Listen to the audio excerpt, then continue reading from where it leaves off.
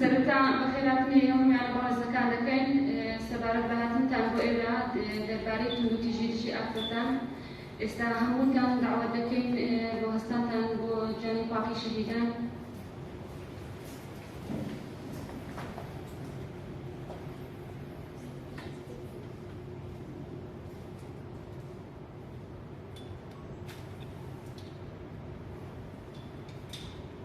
والإنسان يجدا أو تعرف كومونجا تيجي يعني ويعرفش كومونجا يفدار الخامن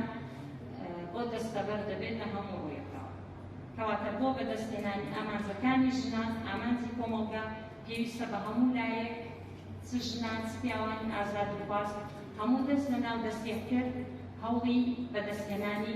ما فتاني جنان دينبو أوي كومونجا يكي يقدرتو آزاد ما تبي من ناو شادي سامدا أمرو صالات وانيك لا صالات نوفمبر سيميناري كتشكش كبيرة بيجيدش بجنان وكاركان سارة سركان بيكونكاني وبوسي بيسوبين نوفمبر صالك يعني كاو روشي برنجاو بيجيدش بجنان بخوشحالي وكومري حاطين سورينا أما دور بنيواي سوريانا كموداري ويمرقاني صار سريع يجي مش بشنا تفهم جاي يجي سريع كذا وما جاي يجي سبب يجنا وما جاي كبين يسوي كذا عفشة لا ولا يسياسي أو شيء كثير لازم يبغى من الشناعي يسام يرينو صلاة صلاة وشناعي كثر يشان قاعد يشوف يعني ولا يستشعر بماشي نبي نشان يشان قاعد يشوف شناعي وشناعي يكون تس يشناعي زيادة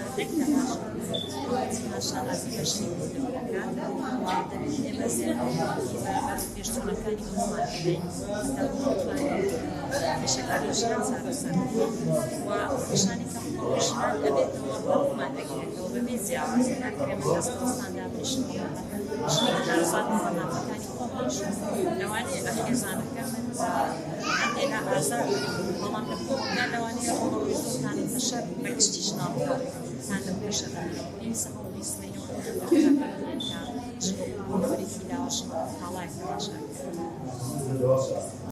سرتا صلاة نحن شجاع أمور سيمينارا مكان برنجار بنو تجي أحسن دير مخدر دير عمل جاري أم سيمينارا ودي كمان تجتو بس أو سيمينارا ككتوا ممكن كشتو كأفرد كيكا أفرد جن أفرد وقت